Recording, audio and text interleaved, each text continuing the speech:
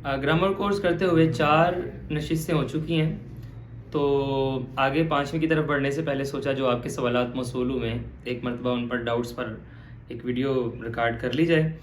और अगर आपने वो 4 अभी तक नहीं देखी तो मेरा मशवरा है कि पहले वो प्लेलिस्ट से जाकर देखें, आई बटन में भी आपको पहली किस्त मिल जाएगी। अभी आपको पहला सवाल जो मेरी तरफ से आपकी तरफ से मुझे आया वो है कि जिन्होंने इंग्लिश या उर्दू ग्रामर कभी पढ़ी ही नहीं है, उन्हें अरबी ग्रामर कोर्स कैसे समझ आएगी, क्या उन्हें करना चाहिए? तो बिल्कुल उन्हें करना चाहिए। याद रखें कि असूल व कवानीन बाद में बना करते हैं, पहले ज़ुबानें तख्लीक होती हैं। तो वैसे भी कोर्स का अगर आपने 4 एक साथ देखी हैं तो आपको अंदाज़ा होगा कि अगर आप नोट्स नहीं भी बना रहे तो सिर्फ आप साथ जो आपको प्रैक्टिस दी जा रही है वो आप कर रहे हैं, तो इंशाल्लाह काफ़ी हद तक आपको 90 to 98% तक समझ आ ही जाएगी। अगर सिर्फ आप दिल जमी के साथ सिर्फ सुनते रहें और प्रैक्टिस करते रहें तो ज़रूर फ़र्क पड़ेगा। चाहे पहले आपने कोई भी ग्रामर कोर्स नहीं किया, कोई बात नहीं है। आप अगर उर्दू बोलने वाले हैं तो क्या आपको उसकी ग्रामर आती है? नहीं आती, लेकिन आपको उर्दू बोलना आती है। पंजाबी ज़ुबान आपको आती है अगर आप पंजाबी हैं तो, लेकिन आपको उसकी ग्रामर शायद ना पड़ी हो। तो ज़ुबानें पहले आया करती हैं, ग्रामर के कवायद और कवानीन बाद में बना करते हैं। तो बाहर कैफ आप कोर्स जारी रखें, इंशाल्लाह ज़रूर अफाका होगा। दूसरा सवाल मेरे सामने जो है वो बड़ा टेक्निकल किस्म का है। सवाल है कि माजी मरूफ की गर्दान करते हुए, जैसे कि दौराबा दौराबा दौराबू दौराबा दौराबा ता दौराबना, आगे ऐसी दौराबता दौराबतुमा ज़्वाद के ऊपर फ़ा कलमा पहले लफ्ज़ के ऊपर ज़बर ही रही है। इस तरह नासारा की गर्दान पढ़े या जो भी आपने बाकी पढ़ी है। लेकिन 2 गर्दानों का उन्होंने हवाला दिया। वो कहते हैं काला की जब आप गर्दान पढ़ रहे थे तो यहाँ पर काला काला कालू के बाद में कुल ना आ गया, तो काफ के ऊपर ज़बर से पेश क्यों आ गई? इस तरह से जा आ की गर्दान पढ़ते हुए जी ना आ गया और इसके बाद फिर जीम के नीचे ज़ेर रही। ये ज़बर से ज़ेर क्यों आई पहले लफ्ज़ के ऊपर, या फिर कुल ना के अंदर पेश क्यों आई? तो ये इन्होंने कहा कि ज़रा वजाहत कर दें। तो बिल्कुल ये बड़ा टेक्निकल क्वेश्चन है। तो इसके लिए आपको याद होना चाहिए कि हमने बात की थी कि 2 तरह के अफ़ाल होते हैं, या तो 3 के 3 जो उसमें हरूफ असलियाँ हैं वो हरूफ इल्लत नहीं है, यानी कि अलिफ वाव या इन तीनों में से अगर उनमें से कुछ नहीं आया तो उसे हम फ़ेल असली कहते हैं। अगर कोई इस तरह से है ना, जैसे देखें ज़ौराबा, फ़आला, नासरा, इनके अंदर कोई एक भी अलिफ वाव या फिर ये नहीं आया, या कह लें आप, तो अगर हरूफ इल्लत में से कुछ नहीं होगा फिर तो हरकत तब्दील नहीं होगी। लेकिन जिसके अंदर कोई हरूफ इल्लत में से आ जाएगा उसकी हरकत तब्दील होगी। इसके आगे अगर मैं मज़ीद आपको फ़र्ज़ करें कि ये बात बताने की कोशिश करूँ या इस तरफ मैं आपकी तवज्जो दिलाऊँ कि अरबी में हरकत की तब्दीली का जो सबब होते हैं वो हरूफ इल्लत की भी आगे मैं आपको ये इक़साम की तरफ बात ले जाऊँ कि मिसाल, नाकिस या अजवफ़ होता है, तो आपके लिए बात थोड़ी कॉम्प्लिकेटेड हो जाएगी, वो मैं नहीं करना चाह रहा। अभी आप सिर्फ इतना समझें कि अगर आपके पहले जो कलमा था फ़आला, नसरा, दौराबा, इस पहले कलमा के अंदर अलिफ, वाव या फिर या, इन तीनों में से कुछ नहीं आया तो हरकत तब्दील नहीं होगी। लेकिन अगर इन तीनों में से कोई आएगा तो वो फ़ेले मुअत्तल हो जाएगा, तो फिर उसकी हरकत तब्दील होगी। चलें, आप जो आपने 2 एग्जांपल्स दिए हैं उनको मैं अलबत्ता डिस्कस कर देता हूँ। काला की अगर बात की जाए तो इसमें असल में लफ्ज़ था कावाला, क्या था? वाव था। वाव पेश को रिप्रेजेंट करता है, इसी वजह से कुल ना आ गया उसको रेगुलेट करने के लिए। इसी तरह दूसरा आपने मिसाल दिया जा आ, तो वो जा आ भी जो है उसमें अलिफ असल में बदल कर आया था या की जगह पर, तो वो जी ना आ गया क्योंकि जो या लफ्ज़ है ये वो ज़ेर को रिप्रेजेंट करता है। ये आप चाहे बातें अभी याद ना रखें, मेरा मशवरा है आप सिर्फ इतनी ही बात याद रखें कि अगर तो फ़ेल मुअत्तल है उसमें अलिफ, वाव या फिर या आया है, वो भी आम तौर पर अगर अजवफ यानी कि दरमियान में आए। 3 तरह के आम तौर पर जो फ़ेल मुअत्तल होते हैं ना वो 3 होते हैं ना, फ़ा कलमा, दरमियान में ऐन कलमा और फिर लाम कलमा।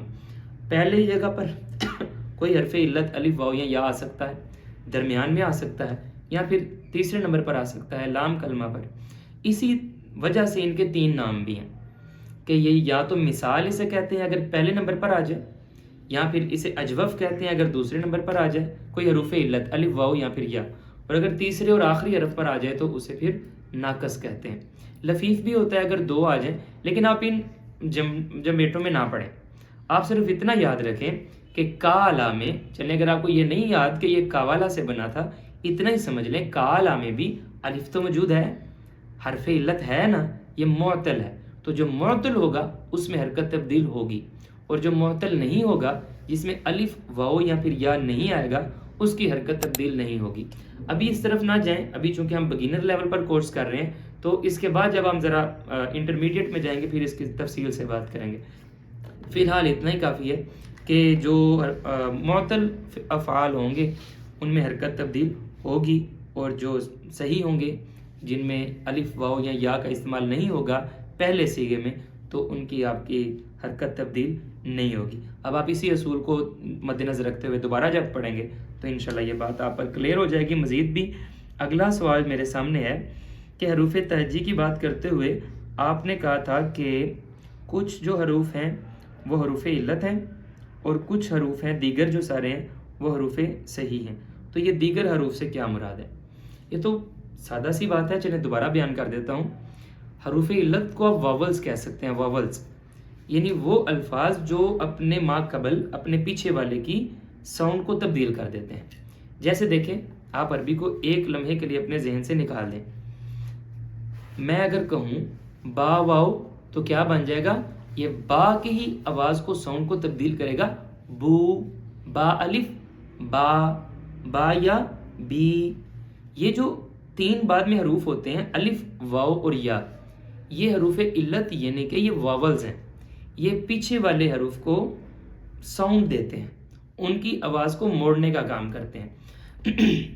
ये तीन हरूफ इल्लत को छोड़कर बाकी जितने भी अलिफ बे है, जितने हरूफ तहज्जी हैं, वो बा है, ता है, जीम है, जितने भी हैं वो तमाम के तमाम हरूफ सही हैं।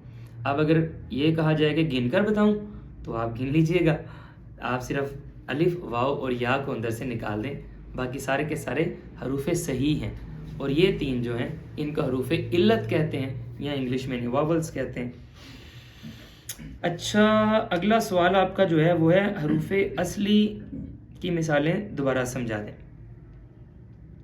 ये जो सवाल है मैं यूँ समझता हूँ कि इल्मुल सर्फ की बुनियाद है कि ये जो हरूफ असली क्या हैं, इनका वज़न क्या है।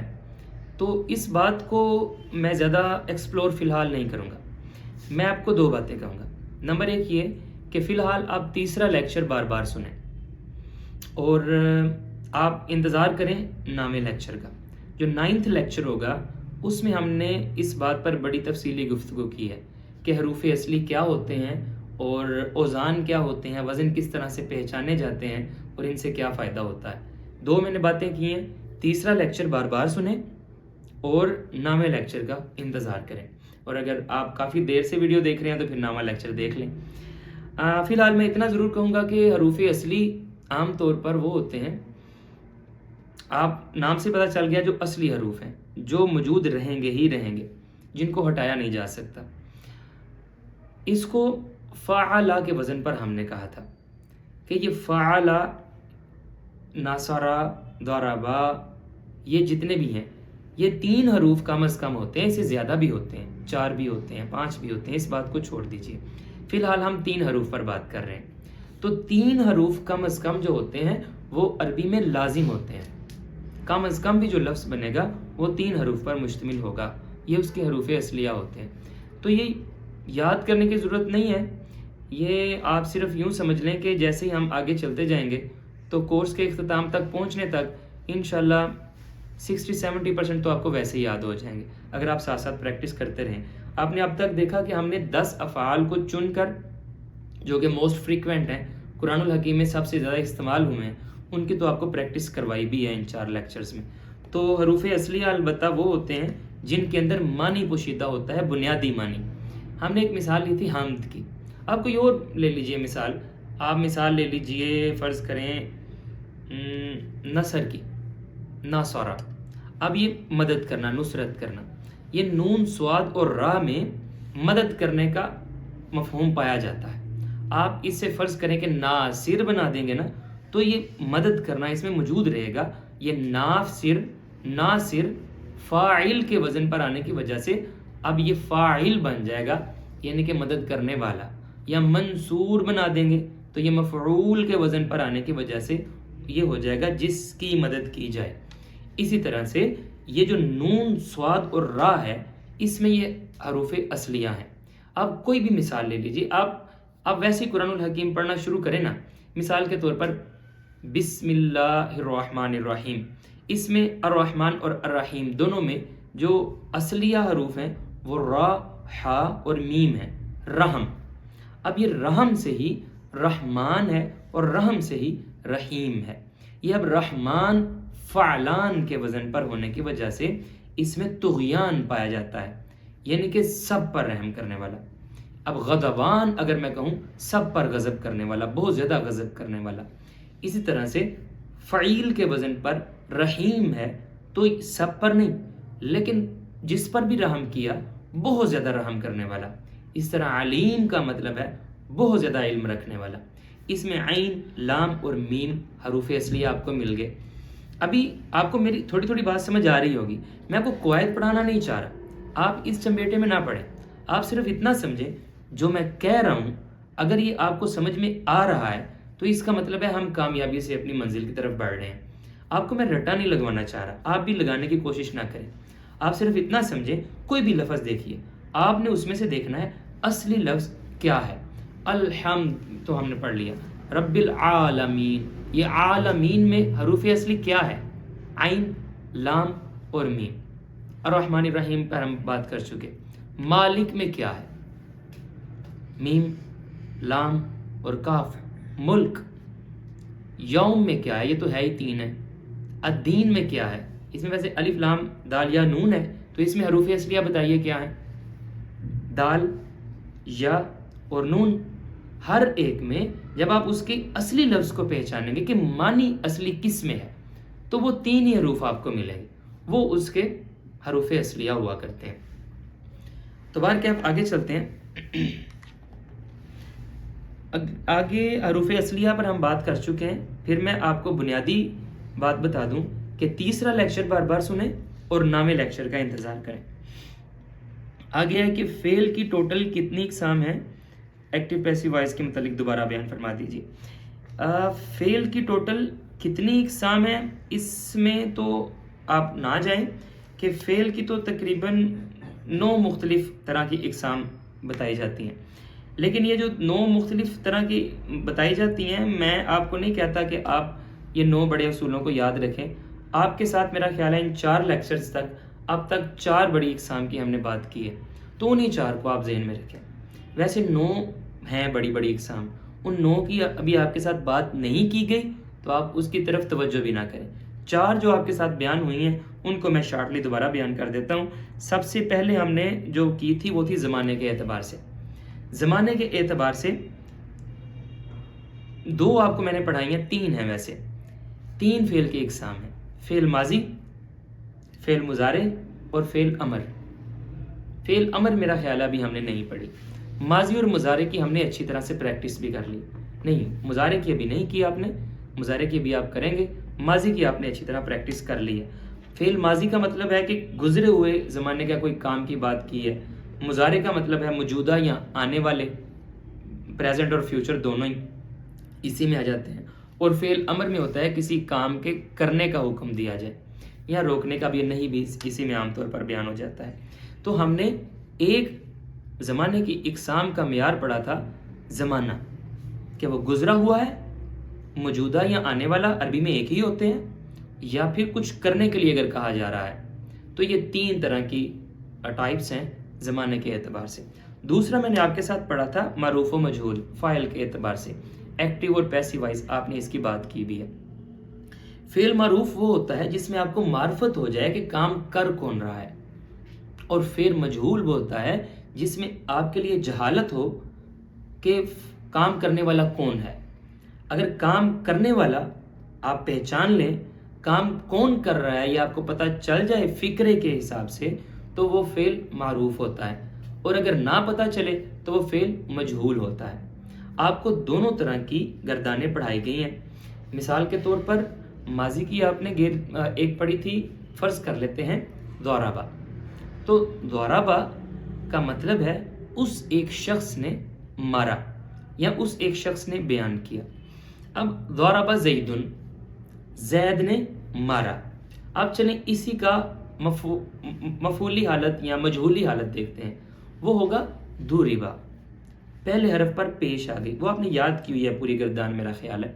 تو جو ضربا آپ نے اب مجہولی کیفیت دیکھی تو اس کا مطلب یہ نہیں ہے اس ایک شخص نے مارا، اس کا مطلب ہے اس ایک شخص کو مارا گیا. اب ہوگا ضرب زیدن، زید کو مارا گیا. دوبارہ دیکھیں، ضرب زیدن، زید نے مارا. ضرب زیدن، زید کو مارا گیا. زید کی بھی آپ نے حالت دیکھی کہ جب یہ فاعل بن کر آیا تھا تو یہ مرفوعی حالت میں تھا، آخر پر پیش تھا، اور جب یہ مفعول بن کر آیا تو آخر پر زبر تھا، یہ رفع کی وہ فتح کی حالت میں تھا. تو یہ معروف و مجہول ایک ہم نے پڑھا ہوا ہے. اس کے علاوہ آپ نے صحت و علت کے اعتبار سے بھی پڑھی تھی کہ فعل کی یہاں پر دو اقسام آپ نے پڑھی تھی، یا تو فعل معطل ہوتا ہے یا فعل صحیح ہوتا ہے. فعل صحیح وہ ہوتا ہے جس کے اندر کوئی بھی حروف علت الف واو یا یا نہ آئے، اور فعل معطل وہ ہوتا ہے جس میں ان تینوں میں سے کوئی ایک موجود ہو. یہ بھی پیچھے ہم نے حرکت کی تبدیلی میں بھی بات کی ہے. اس کے علاوہ تعدی و لزوم کے اعتبار سے بھی ہم نے پڑھی تھی. فعل لازم اور فعل متعدی دو طرح کا فعل ہوتا ہے. کچھ فعل وہ ہوتے ہیں جس میں کہ مفعول کی ضرورت نہیں ہوتی، ویسے ہی بات پوری ہو جاتی ہے. کچھ باتیں ایسی ہوتی ہیں وہاں پر مفعول کی ضرورت ہوتی ہے، وہ فعل متعدی ہوتا ہے. سادہ سی بات، اگر کام کرنے والا موجود ہے اور کس کے لیے یا کس پر کام ہو رہا ہے یہ موجود نہیں ہے تو یہ فعل لازم ہے. مفعول موجود نہیں ہے، آبجیکٹ موجود نہیں ہے. کس کے لیے کس پر کام ہو رہا ہے یہ بات نہیں ہو رہی، کون کام کر رہا ہے صرف یہ بات ہو رہی ہے. اور اگر یہ بھی بتایا جائے کہ کون کام کر رہا ہے اور یہ بھی بتایا جائے کس کے لیے یا کس پر کام کر رہا ہے تو یہ فعل متعدی ہے. مثال کے طور پر آپ کے لیے ایک دو ایگزامپلز میں نے لکھی ہوئی ہیں، لیکن میرا خیال ہے ایگزامپلز کی طرف ابھی آپ نہ جائیں، آپ صرف اتنا ہی سمجھ لیجئے.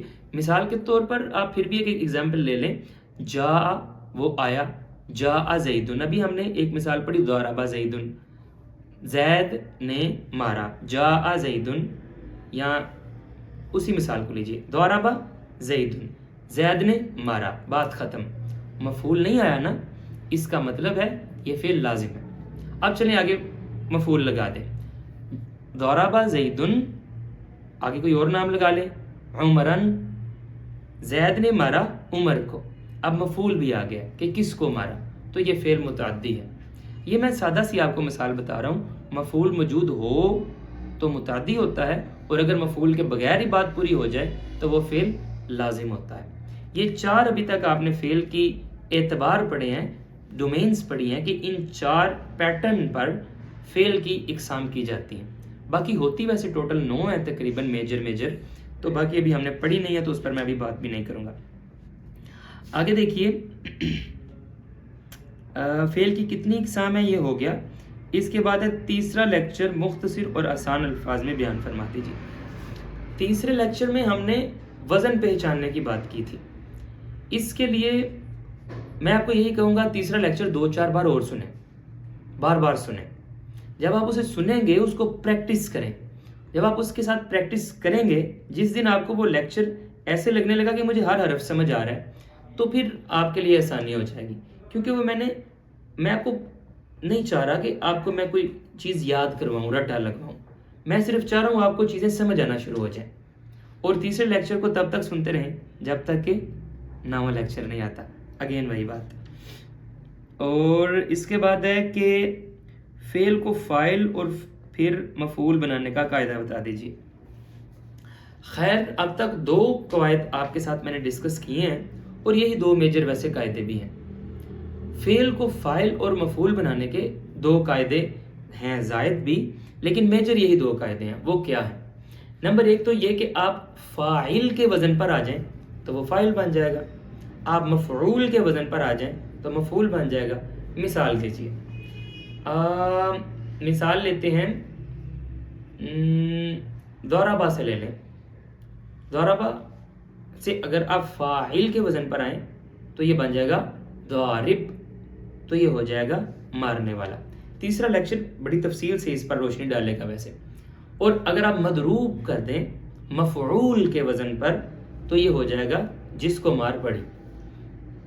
اب ایک اور دوسرا قاعدہ بھی ہے. اگر کسی فعل کے بعد کوئی لفظ پڑا ہوا ہے، کسی فعل کے بعد کوئی اسم پڑا ہوا ہے، تو ہم دیکھیں گے یہ ایک نحوی قاعدہ ہے کہ اس لفظ کے، اس حرف کے آخری حرف پر زبر ہے یا پیش ہے. اگر تو اس کے اوپر فتح ہوگی، زبر ہوگی، تو وہ مفعول ہوگا، اس نے کام کیا نہیں ہوگا، اس کے لیے کام کیا گیا ہوگا یا اس پر کام کیا گیا ہوگا. اور اگر اس کے آخری حرف پر پیش ہے تو وہ فاعل ہوگا، وہ کام کرنے والا ہوگا. جیسے ابھی ہم نے مثال لی تھی آگے پیچھے یہ زیدن اور زیدن والی، تو وہاں پر آپ کو یہ مثال آسانی سے سمجھ آ جائے گی. تو فاعل اور مفعول بنانے کے دو قاعدے اب تک ہم نے پڑھے ہیں، دونوں ہی میں نے آپ کے سامنے ریوائز کر دیے ہیں. نمبر ایک تو یہ کہ آپ پیٹرن فائل کر لیں، آپ پیٹرن فالو کر لیں. آپ فاعل کے وزن پر آ جائیں، راحم، حامد. فاعل کے وزن پر آنے والا ہر لفظ کام کرنے والا بن جائے گا. اور مفعول کے وزن پر منصور، محمود، ممدود. یہ مفعول کے وزن پر آنے والا ہر حرف وہ بن جائے گا جس پر یا جس کے لیے کام کیا گیا ہو.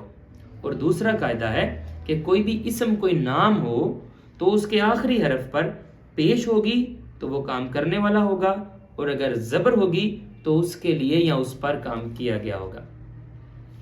تو اس کے بعد ہے کہ اجتناب اردو کا لفظ ہے یا عربی کا، اس کا وزن بتا دیں.